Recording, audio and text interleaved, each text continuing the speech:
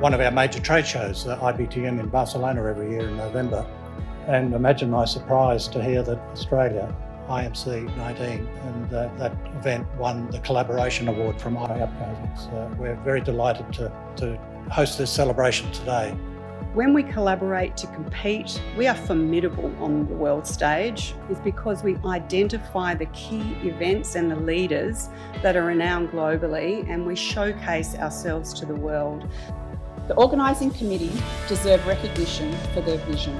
Working together in partnership with the rest of Team Sydney has without a doubt resulted in IMC19 being the success that it has been. And there's no doubt that we do have a very innovative, collaborative and welcoming place. And so on behalf of Premier Berejiklian and indeed the whole government, we say congratulations, we're so proud of you. All the people who we collaborated with and supported us did an absolutely amazing and fantastic job.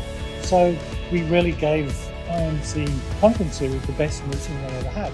There's going to be Aussie PhD students that are going to be winging their way off to scientific meetings, including IMC20 and 21 and 22 and so on and so forth for the future, because we were able to put a few gold coins in the collection plate. So, you know, a financial success, meeting our financial goals, as well as the scientific legacies.